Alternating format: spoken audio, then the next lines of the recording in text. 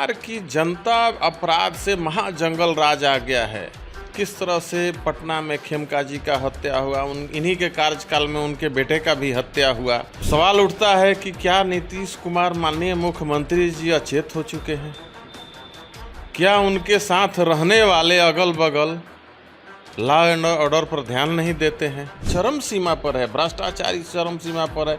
आप जाइए किसी ब्लॉक की, मैं बिहार के किसी ब्लॉक का नाम रख दीजिए जहाँ का सीओ पैसा नहीं लेता है। उनको जब बिहार की जनता की अगर सचमुच में चिंता है तो उनको अलग हो जाना चाहिए और नया बिहार बनाने के लिए हमारे साथ आ जाना चाहिए। बिहार में लगातार लॉ एंड ऑर्डर को लेकर इन दिनों नेता प्रतिपक्ष तेजस्वी यादव सवाल उठा रहे हैं। इसके साथ ही देखिए कई तरह की बिहार में घटनाएं हो रही है, अपराध की घटना हो या फिर महिलाओं के साथ दुष्कर्म की घटना हो। मामला देखिए गया से बीते दिनों सामने निकल के आया, जहां एक महिला कांस्टेबल अभ्यर्थी के साथ जो है कहीं ना कहीं गैंग रेप किया गया बेहोशी के दौरान, जिसके बाद नेता प्रतिपक्ष ने सवाल उठाया। इसके साथ ही कई तरह की ऐसे ही घटना सामने निकल के आ रही है और कहीं ना कहीं तमाम अनेक जगहों पर अपराध को अंजाम दिया जा रहा है। इस वक्त हमारे साथ बात करने के लिए राजद एमएलसी अशोक पांडे हैं, जुड़ेंगे, बात करेंगे। अशोक जी, कैसे देख रहे, जिस तरीके से लगातार सवाल उठ रहे, जिस तरीके से बीते दिनों गया से खबरें निकल के आई जहां बच्ची के साथ कहीं ना पूरे बिहार में अपराध इतना बढ़ गया है। किस तरह से देखिए पारस हॉस्पिटल में चंदन मिश्रा जी का हत्या हुआ, इस तरह नहीं होना चाहिए।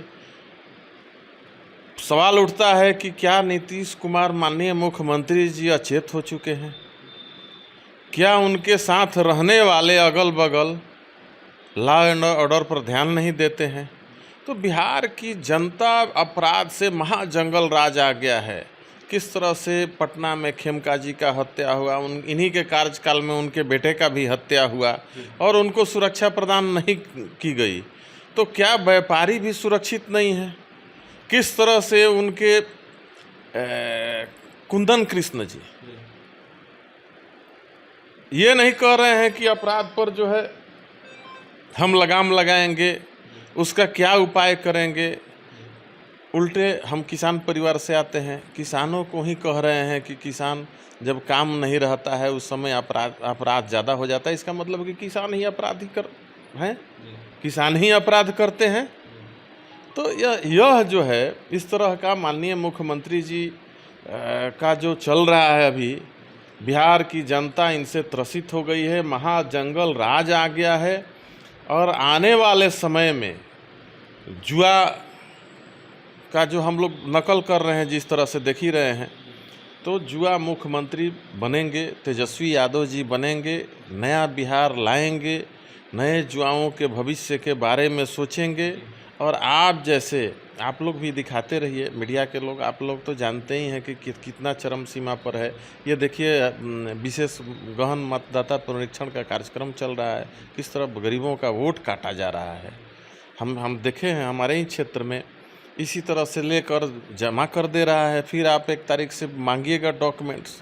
कम से कम ये कह दी, ये तो आप जो है 2024 में आपने चुनाव कराया, सही था, उसी पर आप प्रधानमंत्री बन गए, लेकिन आप जो समय नहीं दीजिएगा तो कैसे लोग डॉक्यूमेंट्स। अभी खेती बाड़ी का काम चल रहा है हमारे यहाँ, हम लोग किसान परिवार से आते हैं, सब लोग मजदूर से लेकर सब लोग जो है किसान खेत में लगा हुआ है कि मेरा फसल हो, उस पर आप नहीं सोच रहे हैं और मतदाता विशेष पुनरीक्षण का कार्यक्रम चल रहा है, यह गलत है। गया वाले मामले को लेकर राक्षस राज बोला है, बिहार में कायम हो गया है, क्या कहेंगे आप इस पर? आप तो हम कह ही दिए कि महाजंगल राज हो गया है। आप पीएमसीएच में नहीं देखे कि रेप पीड़िता के साथ क्या हुआ, क्या किए मंगल पांडे जी, किस तरह से स्वास्थ्य व्यवस्था बिगड़ा हुआ है।